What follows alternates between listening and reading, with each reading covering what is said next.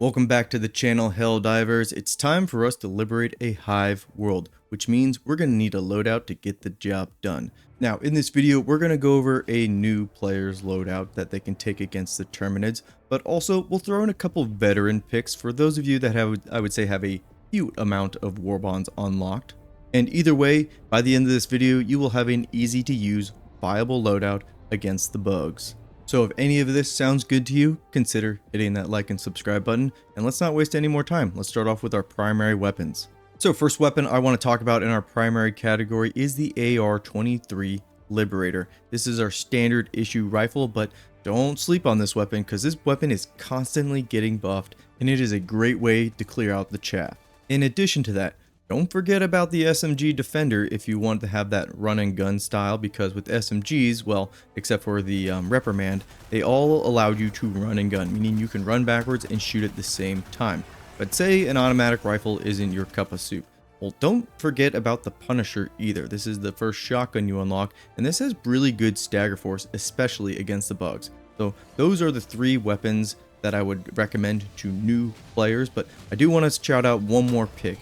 If you're running up against a bunch of bile spewers, the Liberator Penetrator is just a solid weapon across the board and is going to be good for those medium chaff enemies if there's a lot of them. Again, the bile spewers, because they're very annoying to deal with if you only have a light penetration weapon and don't have something like a secondary or a throwable or your stratagem weapon to deal with them. So if you feel like you're struggling against them, yeah, Penetrator, really good pick. Now for you veteran players out there that have a few war bonds, the AR-2 Coyote, this is still a really good weapon, even though maybe it caught a little bit of a nerf, still really good. Now I could continue listing off weapons like the Eruptor, the Crossbow, the Arc Blitzer, but I think you get the idea, and all these really good weapons that have been good in the past, still good now, and they're going to work out for this loadout, again, if you're a veteran player.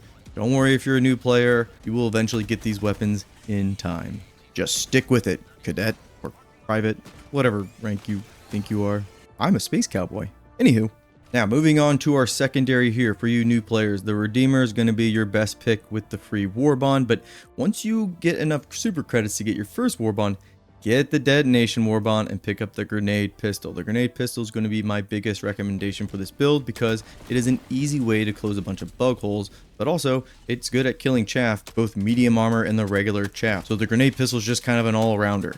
Now for you veteran players, I still recommend the grenade pistol, but you'll see me using the Senator because nobody's taking this 6-shooter out of my hand, and that's just that. Now really quick with our throwables here, the Impact is probably the easiest to use when it comes to that free war bond, but the regular frag grenade, that's pretty solid as well. When you start unlocking some war bonds, again, the Thermite from the Detonation War Bond, this is S tier. This is my go-to pick for the Terminids because of chargers. You stick them, you get out of the way, and you watch them blow up. Easy as that.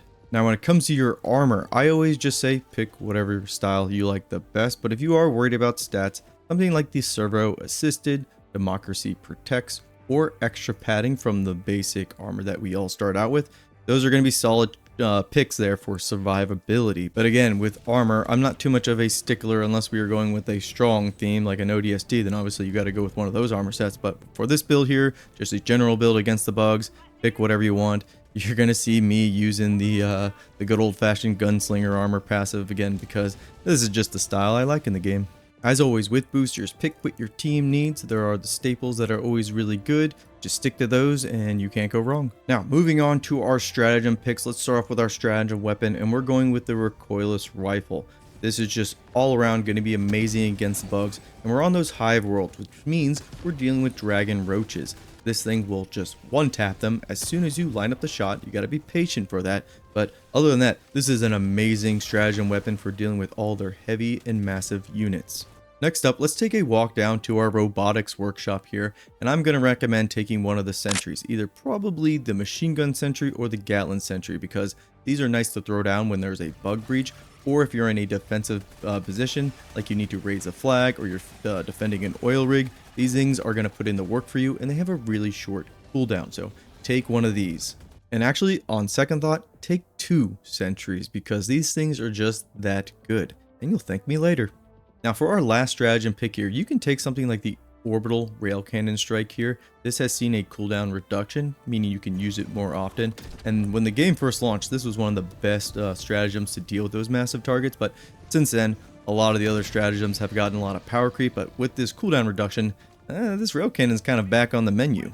But if you don't like the rail cannon strike, obviously any of the eagle airstrikes are really good against the bugs, like the strafe and run, the basic airstrike, and if you like big explosives, go with the 500 kg.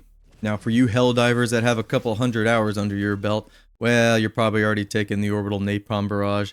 This thing is still the GOAT, and who doesn't love a lot of fire and explosions all at the same time? So let freedom reign, right? Yeah. So those are my loadout picks. Let's go ahead and give a general overview and how to use this build to find success. Your equipment there is going to have no problem dealing with the chaff or closing bug holes. When things start to get a little bit hairy, say you run into those heavy targets and massive targets, throwing down those sentries is going to help, again, pull away that chaff during a bug breach.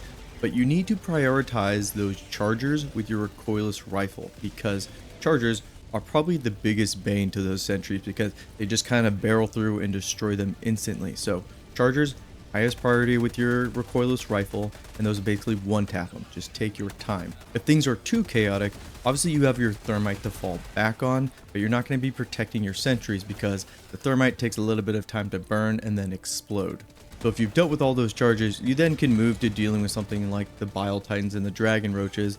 And luckily, again, as long as you take your time to line up those shots, the recoilless rifle is going to put them down time and time again. That's why I love this stratagem weapon.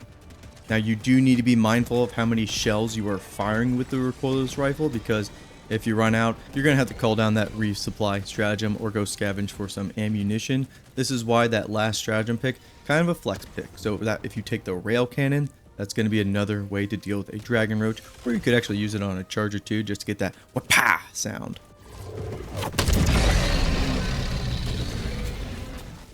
Alright y'all, that's the loadout, that's the video. Now what we just went over is not the only way to deal with the bugs. In fact, I think once you reach a knowledge threshold or you have an understanding of the game mechanics and the enemies, you'll find that most of our equipment is good enough to deal with the enemies on tier 10. Again, you just kind of have to know how the game works. So this community kind of tends to lean towards just talking about the best stuff or the worst stuff, but there's a good chance that if you like something and it's not really talked about, it's completely viable and it's completely fine.